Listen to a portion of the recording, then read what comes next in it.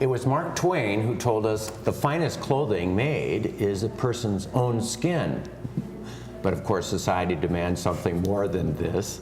Dermatology tonight, on call with the Prairie Doc.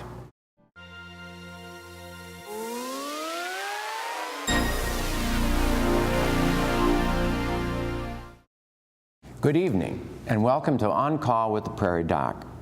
We're recording our show tonight at the wonderful South Dakota Public Broadcasting Studio in Rapid City. It really is a great facility. Our skin, our largest single organ, and the only thing that stands between us and the universe, is very important. It's something that needs to be taken care of. First, let's take a look at this week's Prairie Doc quiz question. A blistering skin eruption can be caused by many reasons. Name 3. Joining us tonight are Dr. Siri Knutsen and Dr. Christopher Gasbarre, both of Regional Health. So let's talk about dermatology in South Dakota. Chris, you're originally from where the beginning? Maryland originally. Maryland. So how did you get to South Dakota? Family connections here. So my parents retired out this way, and I made the move about 7 years ago. So you live in Spearfish? Correct, yes. And Siri, you grew up in Rapid City. Your dad's a dermatologist as well, and you partner with him. Yes. And you're practicing here also with Regional Health. Yes. And the two of you are with Regional Health, but you haven't met each other physically before. Correct. That's right. That's great. Well, I'm glad to bring you together. Yes. So you've been practicing for 4 years. 4 years. And you both have young children, and life is pretty good, isn't it? Yes. That's great. What are the most common things that you see in your practice, Siri? What do you take care of mostly? I would say a predominant portion of my patients are skin cancer screening. We do have a large population of ranchers and farmers based on where we live, so close to the plains, which obviously endure a lot of sun exposure throughout their time. So we see those skin cancers that come in, starting 40 to 50 years old. I do also see a lot of eczema, dry skin problems based on our dry climate here. So those two main things I probably see. Right. Chris, is that about right with you? Absolutely. Those are probably the two most common. And then, of course, other common conditions, eczema, psoriasis, are very common as well. Acne, we'll see quite frequently. And then things like run-of-the-mill warts and those types of things as well. So, Screening for skin cancer and then treating it. Exactly. Correct. Right. So if you look at the most common issues that I saw as a generalist, a lot of it was just as you said, these older people who didn't have sunscreen, didn't protect their skin, and just cooked in that South Dakota sun as they farmed and ranched. And then they end up with skin cancers. Let's talk about skin cancers a little bit. Chris, what would be things that you look for as far? Sure. So when you look at skin cancers, the two large groups are the non-melanoma skin cancers and the melanomas. And so on melanomas, you're looking most of the time at pigmented growths, so things that are dark, moles that seem to be changing in appearance over time. With the non-melanoma skin cancers, which are actually much more common and are much more directly related to your long-term sun exposure, exactly, you're looking at things that typically people talk about little warts or pimples that don't seem to heal. So they start as little tiny innocuous bumps, and then over time they just never seem to heal. Whereas a pimple or a wart may go away, these just get larger slowly over time typically. And we worry about the malignant melanomas because they can be so life-threatening at times. So what is the key about a malignant melanoma? They're not always pigmented. Right. And I think that the amelanotic version or the non-pigmented version are the most difficult to diagnose, and I think most dermatologists would agree with that. I think you have to look for essentially the same type of characteristic of a non-melanoma skin cancer when you're looking at those lesions. And I have personally biopsied something thinking it was a squamous cell, and it ended up being an amelanotic melanoma. So amelanotic meaning no non-pigment. Yeah, so you do definitely, the sores that aren't healing, I think in a lot of ways are just as important to watch for as the abnormal darker pigmented lesions. But they talk about protecting yourself from the skin, or your son from the sun, or your children from the sun. And the concern I've always had is that it isn't always the sun exposure that brings on the skin, the melanomas?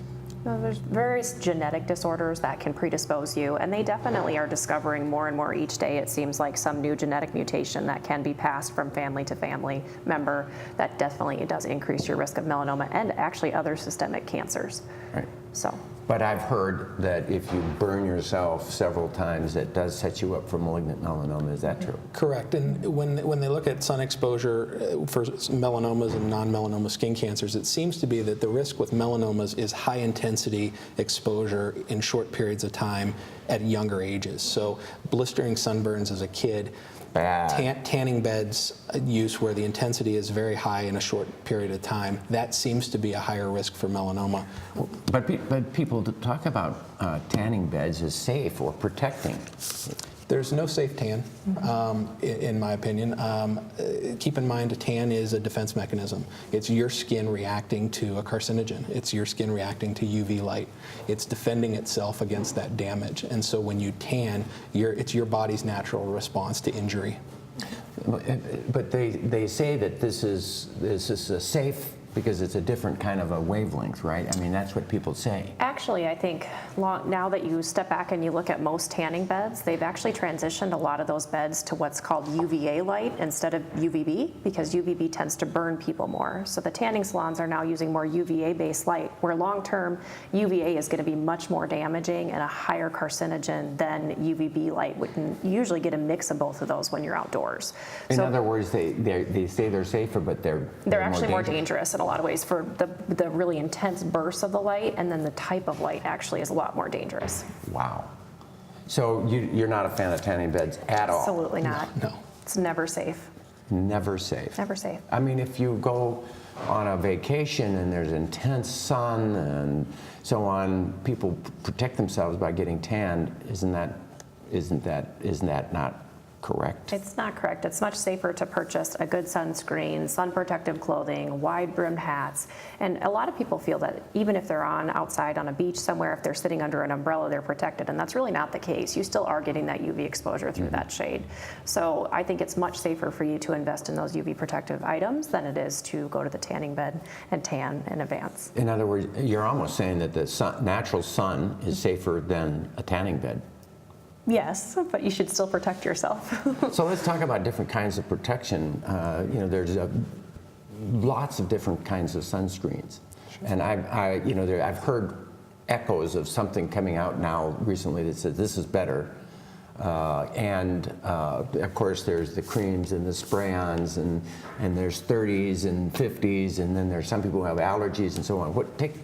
Take me across the idea of sunscreens and what's good. Sure. So generally what we would recommend is something that's a broad spectrum block.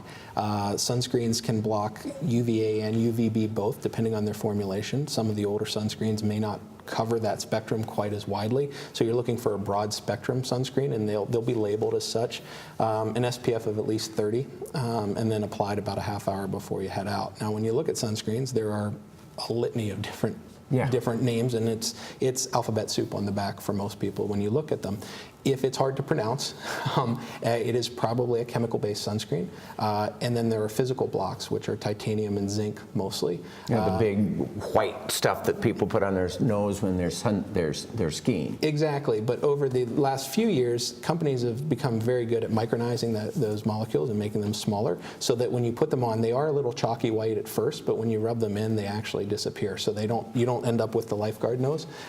So the chalky kind is the better kind. They actually have generally a broader spectrum of block, and are generally safer for people with sensitive skin. So you'll often see them in formulations aimed at folks with eczema and kids.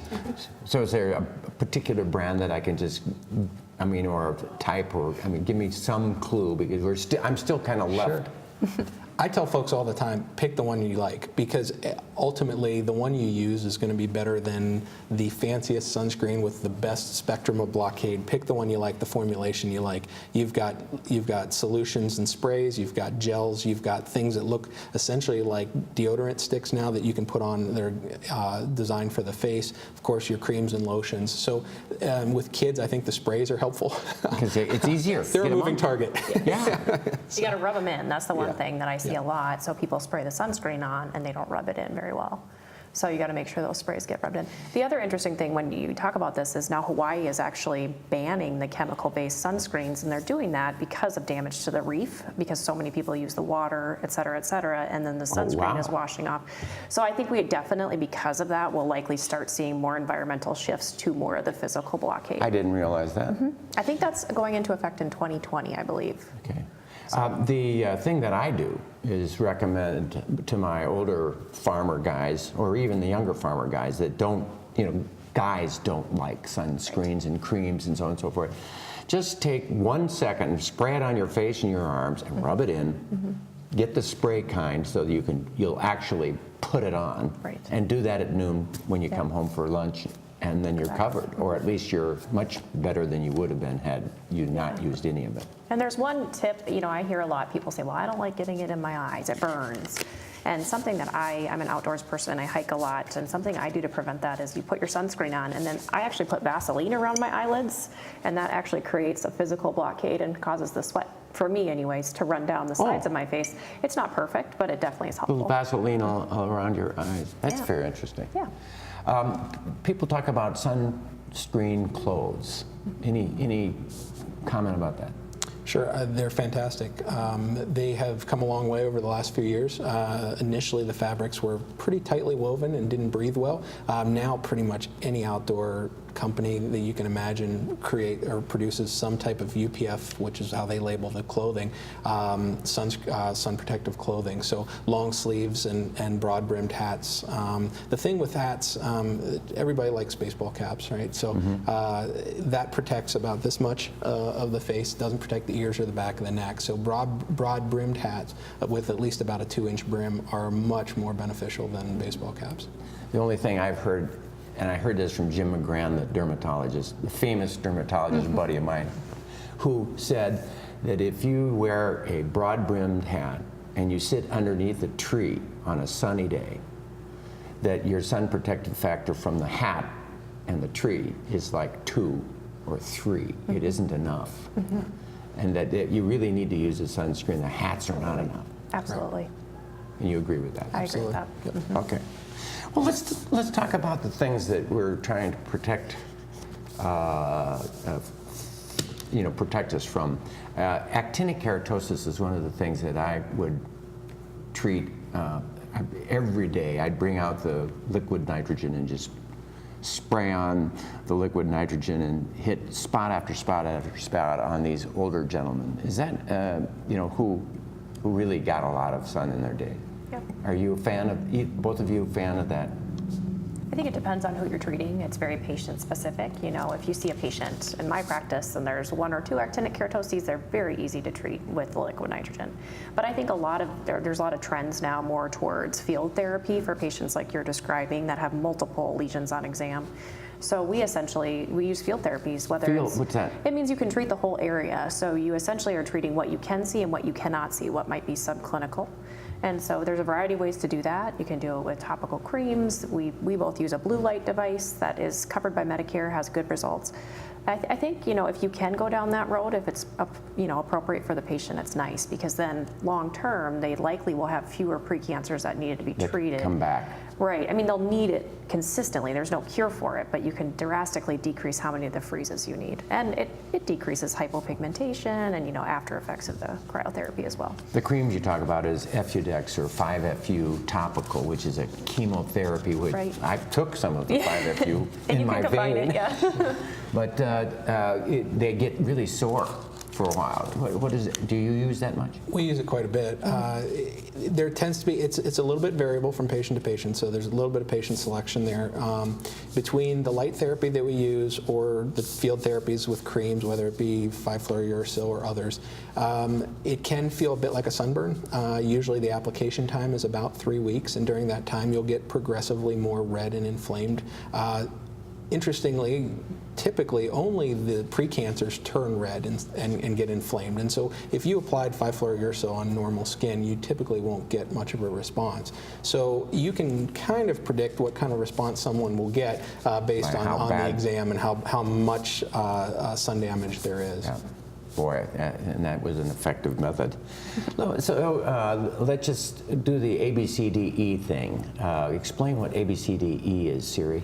So ABCDE was put forth by I believe, the American Academy of Dermatology, and it's just a nice little algorithm to use to explain to patients what to watch for in the melanoma world. So first you're in melanoma. But it can also work for squamous cell and basal cell. Yeah, I think it's most specific to pigmented, but I think you can definitely generalize it. But A stands for asymmetry. So when you look at a lesion, you want it to be symmetrical. You want to be able to fold it essentially on top of each other. B stands for border. You would like those to be regular and defined and not jagged or interrupted. Fuzzy. Exactly. C is color. color. You want it sharp then, a sharp border. Mm-hmm. Okay. C is color, and something I was always taught was the colors of the flag are things to watch for. So red, white, blue, or black, brown, anything that looks different than the other moles. D is diameter, so the size of a pencil eraser is about, I think, 6 millimeters, and that's what they roughly use. And I think E is a more recent addition. I think that's the most important, and that means evolving. So changing. Right. So even if you've had a mole for a long time, if you start to notice a change, it's definitely important to get it checked. And the more recent studies, I think, are supporting that about only 20% of melanomas actually are new melanomas, or sorry, actually develop in old moles, or moles that you've had consistently. The other probably 70% or 80% are actually new lesions. So the evolving in that respect is extremely important. Right. So that question, I often said in the 80s to my patients as I was starting my practice, moles don't really turn to malignant melanoma. And then I learned later, no, moles can turn to malignant melanoma. But you just explained that most of them don't start from moles. I mean, a majority of them. But some can. Some can. Mm-hmm. All right. And we've got examples of that. Let's talk about other kinds of cancer, though, of the skin that is more common. Probably the most common is basal cell cancer. Correct. Tell us about basal cell cancers. So basal cell carcinoma, along with squamous cell carcinoma, make up probably 3 to 4 million cases in the United States per year. They're extremely common. Their number one risk factor is cumulative lifelong sun exposure. So what you get from the day you're born till the skin cancer develops is diagnosed is your number one risk factor. There are some genetic factors in there as well.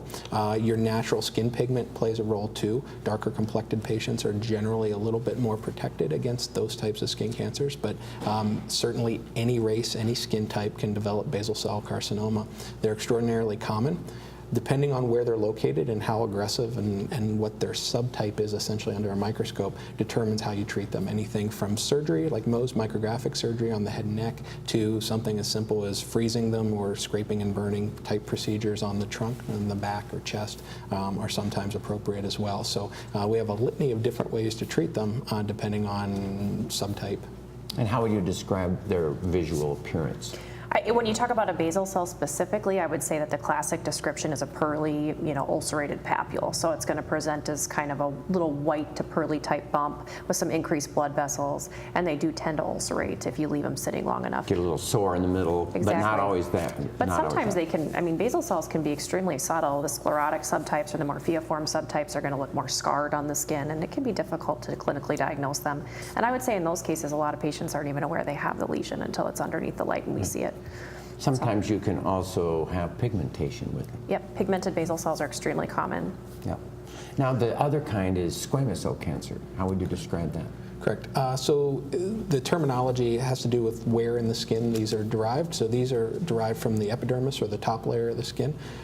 They tend to look a little bit more, in my experience, more pink to more like warty growths that just seem to grow out of control. They're the second most common type of skin cancer for most folks. Now, that is flipped if somebody has actually had an organ transplant, solid organ transplant, and are on medicines that suppress their immune system. Oftentimes, those folks have a higher rate of squamous cell carcinomas. Compared to basal cell carcinomas, they also have a slightly higher rate of spread to other organs. Typically, they go to lymph nodes first, so they can be quite aggressive, but typically they're slow growing as well. Right, and if you would describe them by feel, how would you say, Siri? It's a difficult question. I mean, they usually are elevated, I would say, for the most part, and they're usually scaly, and sometimes they have some ulceration to them. And do they always come from actinic keratoses, Not which always. is that scaliness? Not always. They just No. pop up out of the blue, and they're related to the sun. Exactly. Just that cumulative sun exposure, just like a basal cell. So again, A, asymmetry, B, barrier, but the border is sharp or not sharp. C, color is variegated and red, white, and bluish. Yep. D is diameter larger than the width of a pencil. Yep. And E is evolving. Exactly. Right. All right. Let's talk about itching. I mean, a lot of people have itches, and I think particularly in this part of the country, more West River than East, because it's so dry here. And the most common reason that I saw people for itching was that they would stand underneath that hot shower after they've soaped up completely, and they completely denude their body of any oil, and their backs are just itchy, dry, red, sore areas. What's that? So that's a condition called astiotic dermatitis, or xerosis is the other name for dry skin, and that's very common, especially in this part of the country. The prevention for that is some simple things you can do. Daily moisturizers, especially putting them on right after you get out of the shower, keeping the water temperature on the cooler side, not the scalding hot stuff.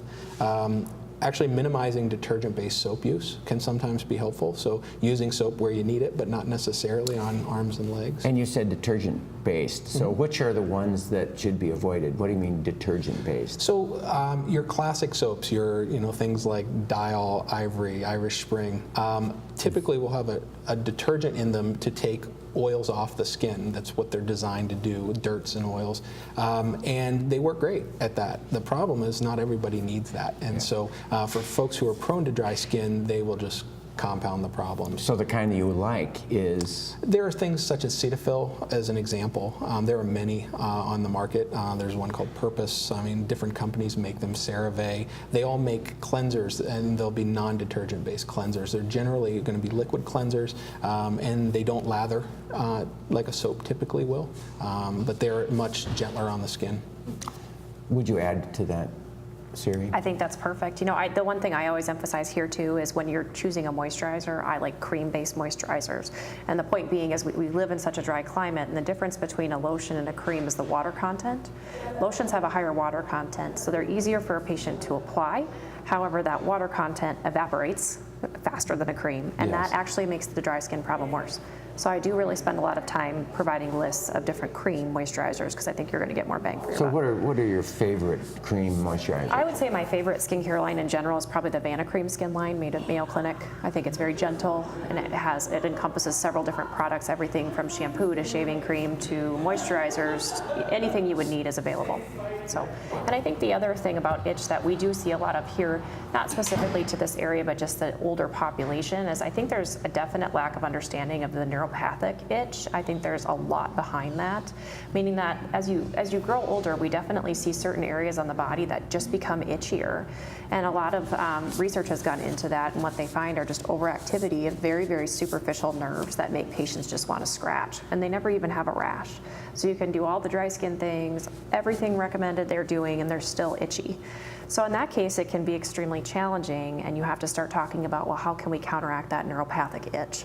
A classic example is an older female with an itchy scalp. It's very, very difficult. Well, and isn't it that the itch, the more they scratch, the more they itch? Exactly. Because the itch is sometimes from inflammation, and whenever you scratch, you start an inflammatory process. Right. So don't scratch, right? Don't scratch. Cut your Easier fingernail. said than done. And that's That's actually a really good point. Yeah. Yeah, I've had patients, I've counseled patients cut their fingernails, even wear cotton gloves at night, because sometimes people will do that in their sleep, and they don't even and they don't realize it. So one good tip when you look at folks in the office is sometimes you'll see, if you see blood under the nails, they won't even realize that they've done that. And blood underneath the nails. You'll see blood under the nails, absolutely. You can ask their spouse if there's blood on the sheets too. Oh, wow. Blood on the sheets. Yeah. Well, I think about the Vanny cream is one of the things that I pushed for 1,000 years.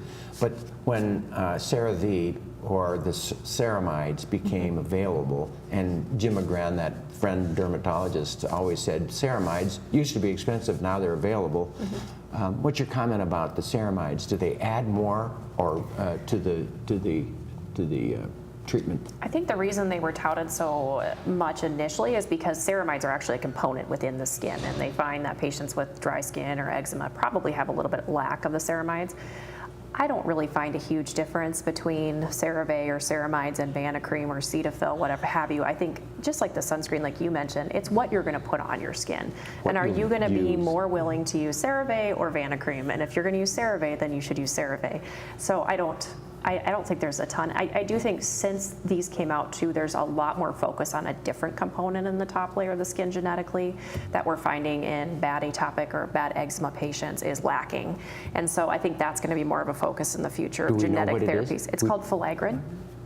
Filaggrin. Filaggrin. So is there any cream that's available with it? No, we don't know yet. No, but it's a hot topic definitely within the atopic dermatitis and dry skin world for sure, because I think that's going to, once we kind of figure that out, I think we'll have a lot better treatments. Yeah. How would you differentiate atopic dermatitis from dry skin, Chris? Those are two things that kind of meld together, don't they? I mean, they're really close. Sure. So when you look at eczema in general, that's a very broad category of conditions, and then what causes that eczema, what causes that inflammation in the skin can be from a variety of sources. So dry skin can certainly transition into eczema, but some kids generally are born with an intrinsic form of eczema, and that's generally what we will call atopic dermatitis. Those kids, as Siri mentioned, there's a group of those kids that we're finding have a genetic abnormality in filaggrin that actually increases their water loss from the skin. So they all kind of ties together, whatever the underlying reason for the eczema, whether it be an external source or an internal drive. Ultimately, they're treated in much the same way. Now, steroid ointments have been the mainstay of therapy for eczema for years. But it's all in a petroleum base. And as we were talking earlier about different creams and lotions to help people with dry skin, some people have gone back to just saying, just use petroleum jelly or Vaseline. Why not use that as the greasier, really, the better is what they say for the treatment for dry skin. And I wanted to do that before we went on to the steroids. There's nothing wrong with petrolatum ointment or petroleum jelly. It's been around for a long, long time. It is a fantastic emollient, and it helps retain water in the skin. My only issue with it is generally a lot of folks don't like it. It stays too greasy, and so it tends to be one of those things that sits on the shelf. And so if folks like it and tolerate it, I absolutely recommend it. It's very inert, so it's safe to use in younger patients and patients who have very sensitive skin. It seems to not burn and sting as much as some of the creams and lotions can. But generally, it's just a tolerability issue that I find is Aquaphor, which is another kind of an ointment, greasy ointment, a little bit easier than petroleum jelly? Very similar. It's got a fair amount of petrolatum in it, so you'll find it to be fairly similar. Yeah. I wanted to add one more thing. There's a lot of research when we were talking about the young children and the filaggrin and all these things. There's in the pediatric derm world right now, there's a lot of research going into whether or not if you start applying a thick emollient to your baby's skin within the first 3 weeks of life, meaning that you start by putting Vaseline or something like CeraVe on your baby's skin. They actually have several studies now that are supporting about a 50% decreased risk of eczema in those kids that were moisturized at a young age versus those who were not. Now, Now, the studies have been focused on patients that probably had a high risk of eczema in the first place, meaning they had family history of it or other factors. But I do think that's going to be a definite hot spot in the future. And my coworker, who is a pediatric dermatologist, definitely states that she tells every single patient, but it's something I think that's new and up and coming and just hasn't been echoed enough to be common practice yet. CeraVe lotion, would you say? Or? I mean, I just tell my patients that I see that are pregnant, I say start putting something on your kid right away. You know, it's not going to hurt them.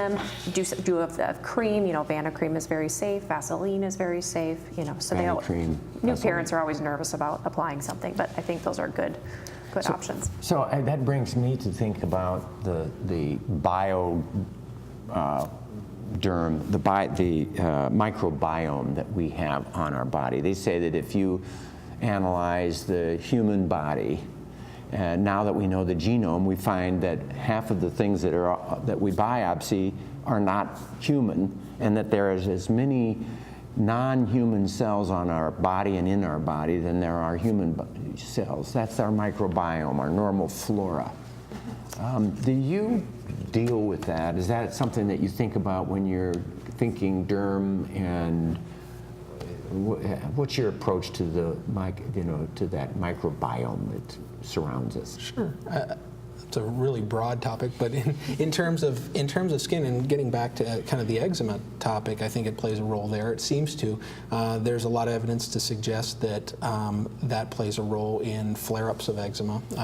For years, we've recommended bleach baths for kids with eczema, which is a really dilute. Just to clarify, it's not dipping your kid in Clorox. It is a really dilute. It's a tablespoon per bathtub. Correct. Clorox. Exactly. About a capful in a full bathtub of water is enough to kill bacteria on the surface of the skin. And kids who tend to not only get severe flares of eczema, but also tend to get impetigo, which is staph and strep infections on the skin, will see a decrease in the incidence of that by using the Clorox. Simply using a cap full of Clorox per bathtub of water, not a sink of water. Correct. Yeah, not a baby bath, but a full bath. So scale down appropriately. Yeah. And you prescribe the Clorox too in people who have these eczema and or these infectious things? I do it in adults and children, you know, because in our adult patients that have hard eczema as well, I think it definitely is beneficial, because what we know about patients with eczema is that they have a higher risk of infections, and that's due to the cellular immune response pathway that's all involved in their eczema. So if you can help decrease that infection risk, it definitely is going to help improve their eczema, because infected eczema is always worse eczema. I worry that we're not we're not enhancing our microbiome in some cases. You know, if you take that first moment the baby's born, one thing that we really like them to do is to suckle at mama's breast, because they're exposed suddenly to all of her microbiome, and it helps establish the microbiome for that child. Do we have any data about early exposure to normal microbiomes or normal flora or antibiotic overuse in eczema or anything that messes with the microbiome? There's a little bit of literature coming out of Europe on probiotics in eczema. Jury's still out on it, it's still early, but there's some evidence to suggest that some probiotic use, this was in adults, can help with eczema and decrease the incidence of the flares and the severity of the flares. How that all ties together, because then you kind of get in the weeds on which probiotics, how are they administered. Everybody's selling correct, and so it gets very complicated, and so extrapolating from studies to practical recommendations to patients is sometimes difficult. It's a leap. So the jury's out, but I think there's definitely research in that area, and we'll see more in the near future. I agree. Yep. Let's switch now from that dry skin eczema story to that of plantar warts. A lot of people, plantar warts are warts on the bottom of the feet. And of course, that's my dermatologist teacher 1,000 years ago used to say, well, you can have a rattle and sing a dance and jump around the room and then rub a little vinegar on it and do as well as you would with the fancy therapies, because sometimes it works, sometimes it doesn't. And sometimes the dermatologist treatment is very expensive and it doesn't work. So how do you take that? I think a lot of plantar warts is about persistence in the patient. I do a lot of at-home remedies, actually. I use a lot of Mediplast plaster, which is just a salicylic acid base under duct tape. You buy it over the counter. Yeah, and you use it under duct tape, but the patient has to understand this is not going to go away in 1 week. Like, you have to do this for several months and maybe come see me intermittently to have it paired. You know, there's a lot of research that's being touted now too. It's older research, but I think it's starting to come back about zinc supplementation. We are finding patients with recalcitrant warts likely have a zinc deficiency, so supplementing with zinc. And in some of these cases, you just kind of have to throw everything you have at these warts and hope that one of them will work. But I would say sal acid in general is going to be your safest, best bet. And when you compare that head to head with cryotherapy, it works better because it's a consistent therapy. One article that I had read years ago, and I've tried it through my years of practice, was to take the inside of a banana peel, the riper the better, cut it into a dime shape, put it in place with duct tape, and it would work. But neither one of you had heard that one. I've never heard that one. I've never heard that one. There's a lot to be said for occlusion, and so the duct tape studies, and so things where you occlude the wart and hold on to water probably, and make the top layer of the skin actually macerated or holding on to an extra amount of water seems to stimulate some type of response to warts. I mean, when you look at all the literature, and they've pulled together all the literature that's ever been reported on wart treatment, the best cure rate that we've ever seen is about 60%.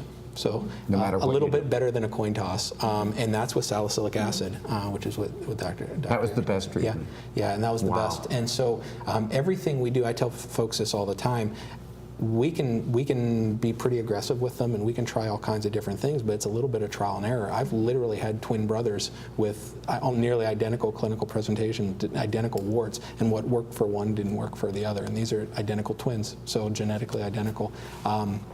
So it's a bit of a mystery. It's a viral infection is what it really is. It is, and we've got all kinds of things that work. I mean, we do something called candida antigen injections, which are take a yeast protein and try to trick the immune system into attacking the wart, and that works well sometimes, but again, 50-60% of the time. So, you know, I always joke with patients, if I can come up with a painless wart treatment that works 90% of the time, we'll retire early. So, great. Sometimes we would freeze them, and then of course you'd make a blister, and then they couldn't walk on that foot for a week. Or I've seen lasers that were done. Bleomycin, all that, but that all has that same side effect profile. So you have to really be honest with the patient and say, this is not going to completely go away with one freeze, and your morbidity for the next week is going to be high. Yeah, it's going to hurt. Yeah. What about, and so that's the same thing with warts on the hands, right? I mean, warts on the hands are any different? I feel like they're a little easier to treat. A little easier to treat. Yeah. The problem is they're the same virus most of the time, but on the foot, they're rammed in, you're walking on it, so they've got a huge level of callus over it, and then the wart goes up. Yep. So it's harder to get. I like to call it like creeping Jenny, because we have a lot of that out in the Black Hills. People understand that. You pull up that part of the creeping Jenny, you're like, oh, I got it all, but really you didn't. And it's going to take you probably all summer to eventually figure out where that root of your plant, that weed is in your garden. Yeah. So I think it's a good analogy. It's energy. I love the duct tape, just plain duct tape, dime-sized piece of duct tape over the wart. I would actually put more than that. I'd cover it so it stays. And actually patients tell me Gorilla Tape works better than duct tape. Okay. Gorilla tape. That's what they've told me. That's a take home. So we've discussed a variety of different things. I'd like to talk about now that we're past the issue of blisters in the question. Blisters are a fascinating dermatologic issue. What's the most common cause of a blister? Probably HSV, I would say. Cold sores on the mouth, cold sores on the genitalia. That's a real deal. And how do you treat that? So I still think the best treatment statistically is oral medication. So I typically use Valtrex or Valcyclovir just because it's I think the easiest of the three to dose, but there are other options too. Acyclovir is a whole lot cheaper. It is. And so that's what I've done my whole life. I think it's 4 or 5 times a day. So it's if patients don't take it. Well, I don't always give it 4 times a day. I'll give them double doses 3 times a day or something like that, because and it works. for cold sores and for all the other blisters. But there are others. I mean, those common I would think would be the hiker in his foot. Oh yes, friction blisters or physical blisters. I guess we just don't see those as much in our, I mean, I don't. They don't come to you. They don't come to me. Not typically. No. Yeah. But people have them. Any comment about the reason why friction causes blisters? Sure, it's simply a physical effect on the surface of the skin. So the skin is essentially two primary layers. You've got the dermis, which is essentially the thicker portion of the skin. It's much of the substance and elasticity of the skin is from that. And then the epidermis, which is the top layer, which is kind of the protective layer, so to speak. And the dead tissue. And then the dead skin cell layer is above that, and so that's from the epidermis turning over time. And so what you can do is it creates kind of a natural plane with friction and force to kind of shear off those cells, separate apart from each other, and form two layers. And so then you'll get fluid and inflammation in those layers. The main thing to do with protection there is to try to prevent that physical force as best you can. When it comes moleskin. Moleskin, exactly. It's tried and true. It works great, and all the newer variants are all pretty much variations of the same theme. Yeah, and you can buy that over the counter, and you feel a blister coming on that foot. Put it on. Put it on. And break in your shoes before you go hiking. Before you go hiking. There it is. And if you notice something hurts, change your shoe. Yeah, get a different shoe. Right. So there's been a trend in dermatology to go towards cosmetics. And I've had my personal emotional reaction to that is that, of course, we all want to look good, but that's a waste of the talent and the intellect and the training and the experience of the dermatologist. And it's a profitable thing. So I'm making a sort of a political comment here. What's your reaction to my rather? I feel I went to medical school to mainly treat patients. That the Hippocratic Oath, take care of your patients, essentially. I do cosmetics because patients ask for it, and I add that to their treatments, whether I'm seeing them, for their skin cancer or for their eczema. And if they ask me further, we can delve into that cosmetic side of things. I think there is a very appropriate way to meld both of those together and still be able to provide good care for your patients. I guess I never personally see myself as only doing cosmetics because I'm in the same camp as you. I feel I went to residency to learn how to take care of skin, and I want that to be my main purpose. But if I can add on those extra procedures because patients want them, it's great. It's fun for them, it's fun for me, and we develop a really good relationship. Yeah. So there are people who are not physicians too, who are out there promoting all sorts of herbal, hormonal, it's on all these advertisements, lots of stuff being out there to promote cosmetic things. Your comment about most of that stuff. Sure, and I think that gets to your earlier question as well, which is what's our role as a dermatologist here? And I agree with Siri. I am primarily interested in skin cancer. That's my background, but I do some aesthetics in our practice as well, mostly when patients ask.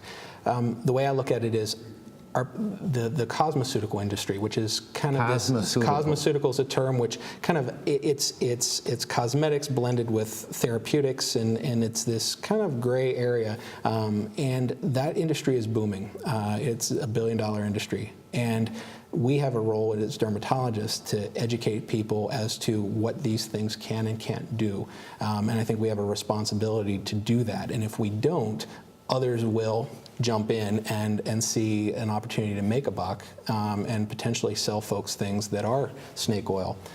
There are plenty of things in that realm that are effective.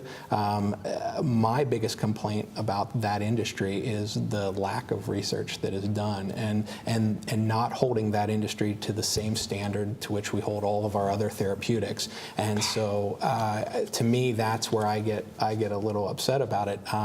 So I tell my patients, look, just if you are, just look at these products with the same level of criticism or skepticism as you would anything else, and you'll be just fine. And so I think there's a role for a lot of these products. It's just that I think people are flooded with it, and so our role is to help people navigate that.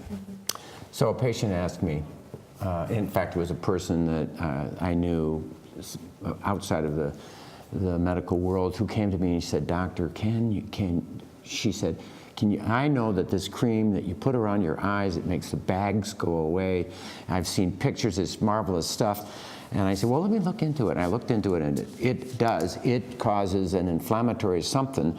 The bags go away for about an hour, and then they come back. Tell me about that, Siri. There's a lot of different products like that. You know, I can't speak to that one specifically. There is one on the market now for rosacea called Rofade. Mirabeso is another version of that. Essentially what it is it's for people with bright red skin. You put the cream on, it makes the redness go away for maybe 5 hours, then it just comes right back. So, or even maybe worse, because you're just inflamed. So I think what you have to tell patients is, you know, we don't have the bottom line here is we don't have a tried and true cream to make the bags go away under your eyes or make the redness go away in your face. You know, we have X, Y, and Z products that can help achieve these things, but there's no miracle in the bottle is what I tell patients all the time. I can say these things will help with this, but I can't promise you're going to look like you're 15 again. It's just not going to happen. Very good. So, 30 seconds, acne. What is the main take home on the acne? I think start with initial treatment. You can get a lot of the stuff over the counter now. So you can start with benzoyl peroxide. You can actually get topical retinoids over the counter in the form of Differin. And so you can actually start a pretty reasonable regimen just at your local drugstore. So that's usually where I have people start. Thank you. And now for the answers to tonight's Prairie Doc quiz question. A blistering skin eruption can be caused by many causes. Name 3. Well, there's a ton of possibilities, and here they are. Herpes zoster or shingles, herpes simplex, which we talked about earlier, friction, drug reactions, invasive infections, burns, frostbite, allergy, eczema, contact dermatitis, poison ivy, pemphigus, pemphigoid, impetigo, chickenpox, dermatitis herpetiformis, erysipelas, erythema multiforme, sarcoidosis, porphyria cutanea tarda, dyshydrotic eczema, and more. We'll be right back after this. Welcome to your Prairie Doc Library at www.prairiedoc.org. Wherever you live or travel, you and your family can enjoy free and easy access 24 hours a day. Search for a specific topic.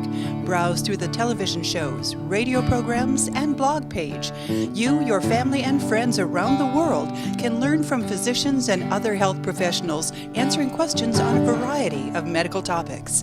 Visit your Prairie Doc Library today at www.prairiedoc.org. It was a Boy Scout canoe trip into the Minnesota-Canadian boundary waters in the summer of 1965 when a gangly group of DeSmet scouts discovered the sun again after 2 days of chilling and soaking rain. Taking our noon break from canoeing all day, we found a solar-exposed, very large, warm, and welcoming rock on an island and stretched out on its warm surface. We took off our shirts and dried our soaked socks while reveling in the renewing rays of the sun. At that moment, I could feel the wonderful power and force of Old Soul beaming into me. I remember thinking how the sun's radiation was the visible energy source for life on this earth, and I wanted more of it.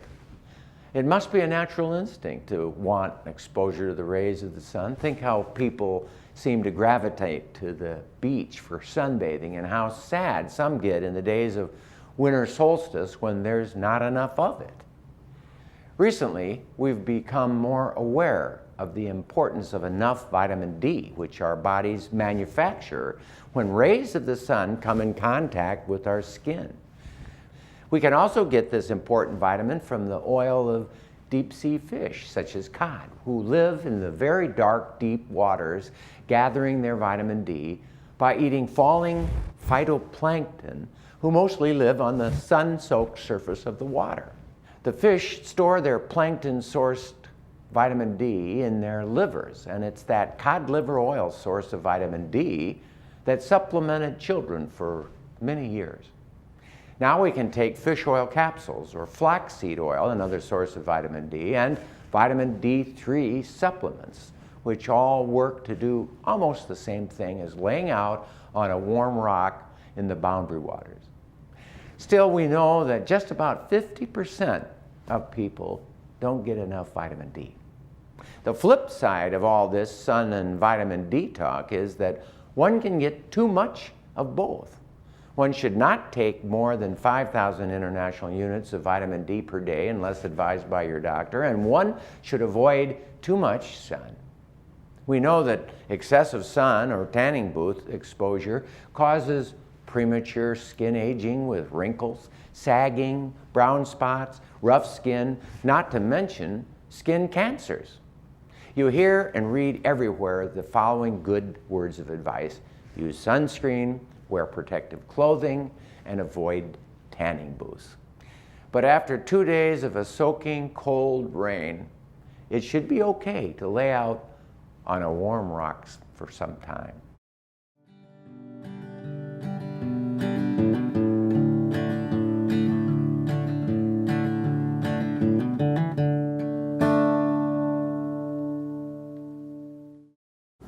A big thank you to our guests, Siri and Christopher, for visiting us in this wonderful new studio at South Dakota Public Broadcasting in Rapid City. And thanks to the SDPB crew who've been more than welcoming. We sincerely appreciate their help. Well, that does it for tonight. From all of us here at On Call with the Prairie Doc, until next time, stay healthy out there, people.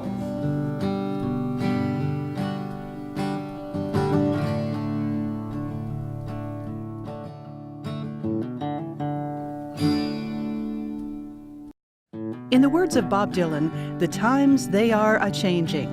And there are a few things that have evolved as far as the healthcare world is concerned. Changing times in medicine. Next time, On Call with the Prairie Doc.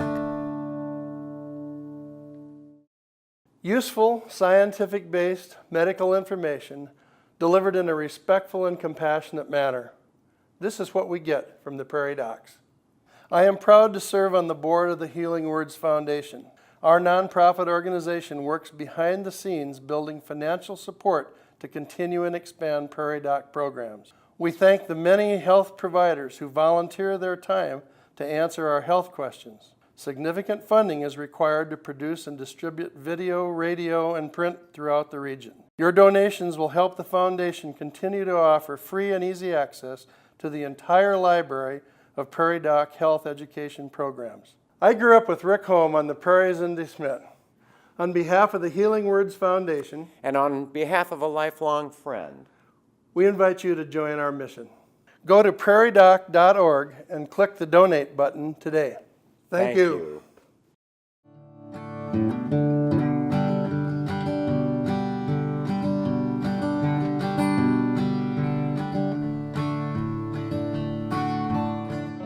Major funding for On Call with the Prairie Doc has been provided by Avera is a proud sponsor of On Call on South Dakota Public Broadcasting. Larson Manufacturing is proud to support On Call Television as it continues to open doors for important medical information. and by the South Dakota Foundation for Medical Care, the Medicare Quality Improvement Organization for South Dakota, and with the ongoing support of these individuals and institutions. Brookings Health System, Ophthalmology Limited, American Academy of Family Physicians Foundation and South Dakota Academy of Family Physicians, Avera Heart Hospital, Dakota Allergy and Asthma, CoBank, Fishback Financial Corporation, Vance Thompson Vision, Brown Clinic, Aberdeen District Medical Society, 3rd District Medical Society, 7th District Medical Society, Dakota Bank, Orthopedic Institute, Physicians Care Sanford Clinic Community Service Committee, Aberdeen Asthma and Allergy, and Swiftel Communications.